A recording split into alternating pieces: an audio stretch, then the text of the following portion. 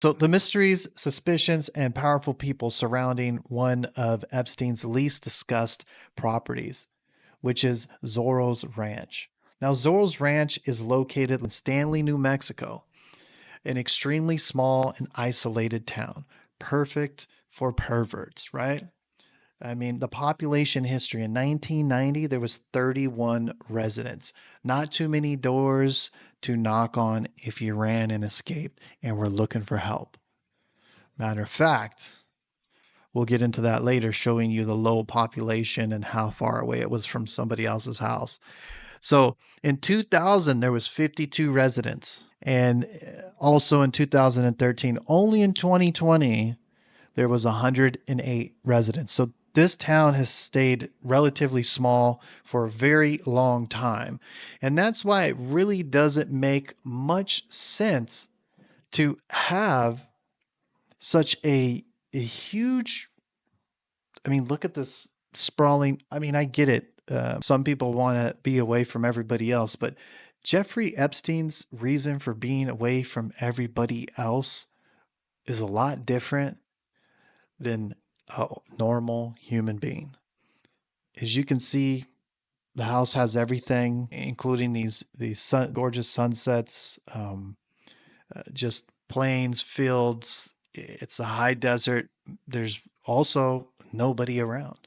No one's here to hear the cries that go on at Zorro Ranch. Nobody's here to become suspicious. That's the nearest city, major city, is 38 miles away.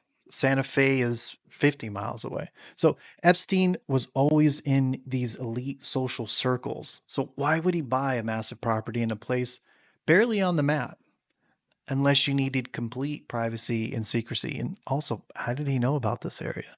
How did he, what was his whole mission? The island, secrecy. Here, secrecy. I didn't hear about Zorro Ranch like I did Epstein Island. I'm not sure why they didn't speak about it as much. Let me show you guys on the map here. Look right here on the map. The closest to the main road, it's 17 miles. When you start investigating this and pulling down the layers, there's not. I think this is his right here. This is part of what they had going on here. And here's the ranch. It's absolutely in the middle of nowhere. I believe this is a very mountainous region right here. Let's see if we could get some terrain.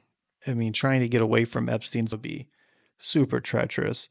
Um, I was looking the other day at where the closest house was, and I think it is right here, 6.2 miles away. You wouldn't even know it was there if you were on the road because it looks like it's a half a mile away. You might not even see that if you were on the road and traveling. Really, really treacherous conditions. And even from the road, you can't really see the ranch. Is that double gate for security? Barbed wire. Looks like a grate of some sort, but anyways, let's get back to this creepy place called Zorro Ranch. The purchase. How did Epstein come across Zorro Ranch? Who helped Epstein get this ranch?